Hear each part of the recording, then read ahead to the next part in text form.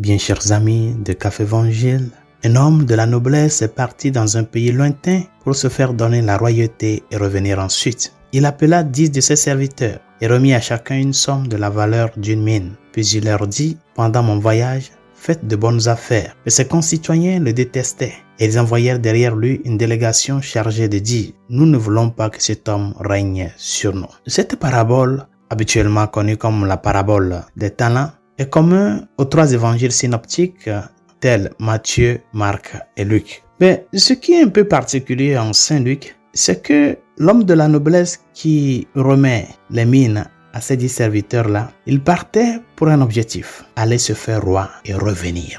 Mais les concitoyens de cet homme étaient contre le fait qu'il soit leur roi. Et pourtant, malgré leur réticence, malgré leur indifférence, il est revenu comme roi. Chers amis, rappelez les paroles que le Christ a dit à Pilate au moment de son interrogatoire. Pilate lui pose la question, es-tu le roi des Juifs? Jésus de lui répondre, tu l'as dit. Et c'est pour cela que je suis venu au monde, être roi et rendre témoignage de la vérité. Dans quelques jours, nous célébrerons la solennité de Jésus-Christ, roi de l'univers. Et la question de fond, telle que cette parabole nous le plante, c'est que la royauté du Christ ne dépend pas de nous, que nous le voulons ou pas. Il est roi. Il est venu pour rendre témoignage de la vérité. Nous pouvons, de par nos actions, le rejeter, mais lui règne et il régnera pour toujours. Qu'est-ce que cela voudrait dire? Que s'il est venu rendre témoignage de la vérité à travers sa personne, à nous de nous poser la question si le fait de dire non, je ne veux pas que le Christ règne dans ma vie, si le fait d'être indifférent et de rejeter la royauté du Christ, si cela m'aide à être un enfant de la vérité. Ma royauté n'est pas de ce monde, dit le Seigneur. Il est venu régner sur l'univers.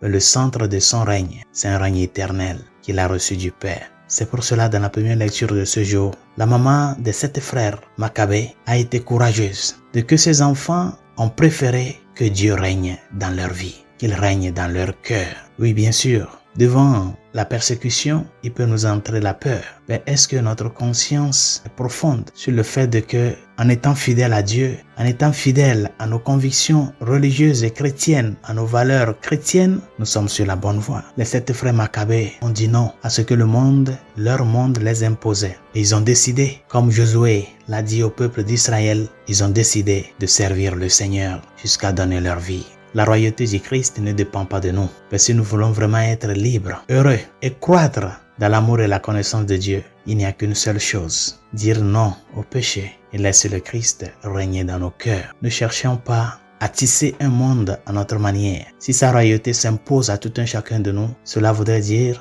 qu'étant des fils et filles de ce royaume-là, nous avons des obligations, apprendre à vivre comme des enfants du royaume, comme des princes, c'est-à-dire prendre soin de ce qui appartient au royaume. C'est à nous de défendre les valeurs du royaume de Dieu à travers la justice, l'obéissance, le renoncement et le sens de fraternité, le sens de charité. Que sa grâce nous y aide. Bonne journée. Dieu vous bénisse.